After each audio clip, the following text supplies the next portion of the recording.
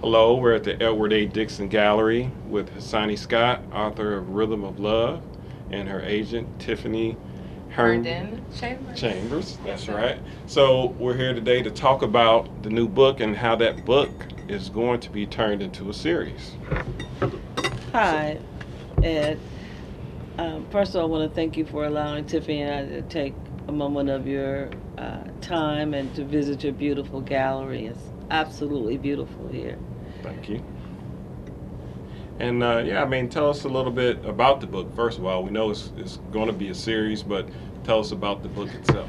Well, The Rhythm of Love, which has original artwork by an artist out of California by the name of Antonia, came about as a result of me actually writing the effects of growing up and examining a life of a cadre of women. So I made those women into one person that had experiences that are unlike any other experience that we're seeing in the television series today as it respects young women and how they are actually experiencing their Sure, life sure. changes. Um, So, how would you describe the main character or the heroine of the story? Well, Helene is coming from a very well-to-do family. She's an only child. Her mom dies early and leaves her millions. She then begins to examine what she wants to do with the inheritance and how she's going to live her life the way she wants to live it.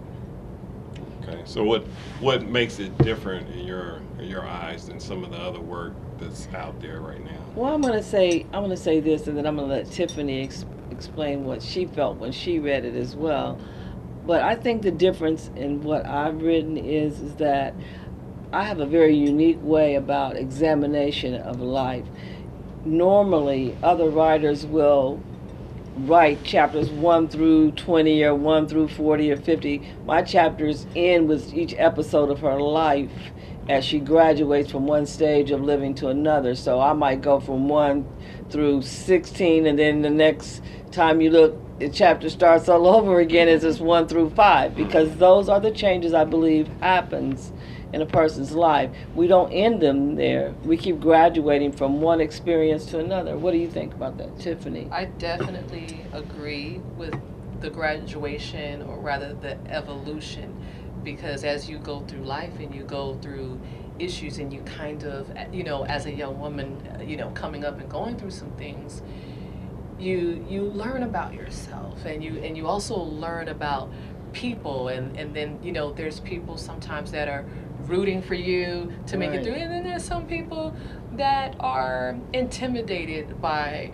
a woman's strength, or a woman who I like to say is semi self-made, but obviously privileged based on her family. And that's what's so exciting about Hsanni's book, which is being made into a series, is that it's so compelling. It's so riveting. You want to see what's going to happen next with the characters and how they interact with the lead. And this is just needed now.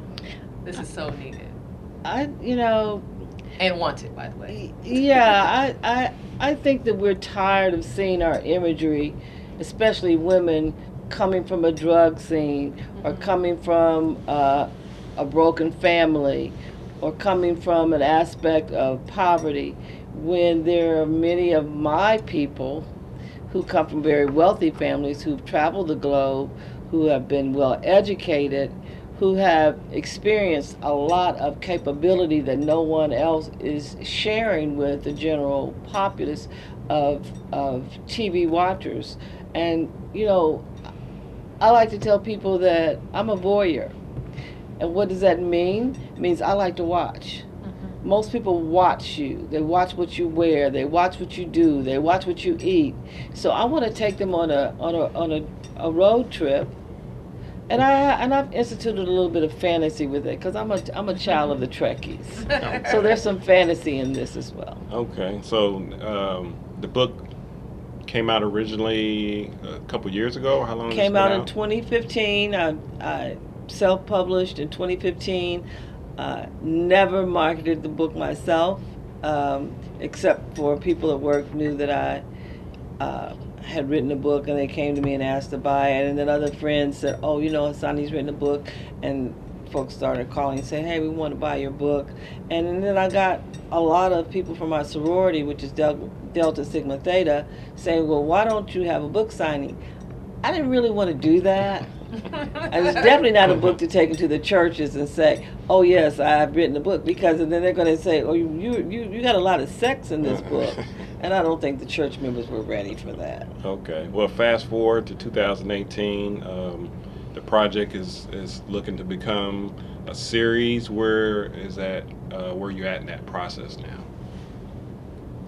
I'm going to let Tiffany address that. Well, we are, I'm glad that you asked that question. We are in a very interesting phase of critique, obviously, and also the financing side of that as we're working through that, and what investors are actually looking for in regards to the project. We've had a wonderful opportunity to actually partner up with an incredible company out of South Africa in regards to co-production. And so we're working out some of those kinks now. We'll, release their names once we're officially authorized to do so. But at this stage, we are getting our business in order, and we are getting a lot of traction, and we are getting some valuable consultation in the direction this needs to go, and to make sure that proper financing is actually in place to support such an incredible project that takes place on several continents. So this is not an easy task. This is very, very serious. We're doing real projects, and people want to make sure that the money that they're investing is going to be able to be followed through, and the project completed with the excitement that we have and what we know it is set out to accomplish. Okay, that's very interesting. You said different continents, so tell us a little bit about when you would like filming to take place, and where might it take place to successfully capture, the essence of the book. Sure. Well, I can tell you that first day of principal photography will be taking place April 19th of 2019. However, do not quote me on which continent that shall be, because that is still in the works and also to be determined at this time. But in regards to the different continents of the story and the characters and the travels, I will give that to Hsanni, because she created that. Well, let me just say that when Tiffany took me to Cape Town, South Africa, and put me on a dais for one of the workshops to discuss our project and to introduce, African-American filming and the processes that we have to go through in order to get our projects made, I explained to them that I changed one of the heroes, and I'm not using that term loosely, because in my eyes, he did give my heroine the best concept of what love should be, opposed to all of the other paramours that she had experienced growing up. So I changed the location of this gentleman coming from the Midwest to a person escaping apartheid, because Cape Town just overtook me. I couldn't believe the beauty of it. I couldn't believe the modernization of it. And every time I had some kind of focus, and I'm ashamed to say, but my focus was the kids with distended bellies and flies on their faces. And just like I'm explaining what needs to be shared with my story in terms of the rhythm of love and how we are not shown in this light, I felt like Africa should be shown in a light of how they have evolved from apartheid to coming to America, making it, and being able to go back and distribute that kind of work in their own countries. So that's what my hero does. And be it known, casting is going on now. I'm getting all kind of buzz, people submitting. I've had two people that we're definitely going to hire to play specific parts from Cape Town, South Africa, Yes. and Zimbabwe. So we can share that. Right. We have been invited to go into partnerships with some African production companies. So this book got a lot of buzz, and that was one visit. When we went back again this year, because we went first in 2017, we didn't have enough time to schedule all the people that wanted to meet with us and Sure. talk with us. So I think Tiffany will agree that just the idea of this character being able to go wherever she wanted in the world and went Yes. created that interest for not only South Africa but for the other people that have sent in requests to audition. So we're going to be doing some video auditions. They're going to be able to go to our website, which we're creating now. Right. So far Productions. That's going to be up relatively soon, and we will actually, I guess, within the next 2 weeks, be ready for Sure. people to send in more auditions. Sure. And we're wanting to see people from everywhere. If you're getting access to the website, and again, we'll come on and give you all the website information, but we're going to be taking video auditions from the West Coast, from the East Coast, the South, Midwest, anywhere in the States, anywhere outside of the States. And also people will be able to access the sides and see some character breakdowns of what they can audition for. And send us in your video audition, whether it's on phone or camera. As long as we can see it and we can hear it, we'll go through it. Okay, well, I'll be sure to add and update any information that you Sure. can provide, websites and those things, and places where you can find the book, people that are interested in reading it before the series comes out, and we'll make sure to stay up on what you have going on. Well, Ed, don't forget, we're in your beautiful gallery. Yes. And it's only one of two that I know of here in Dayton, Ohio, that have the kind of artwork that well represents the creativity and the well-rounded artistic nature of people in general. Yours is very multicultural. You have places from Iran, you have places from Cuba, people.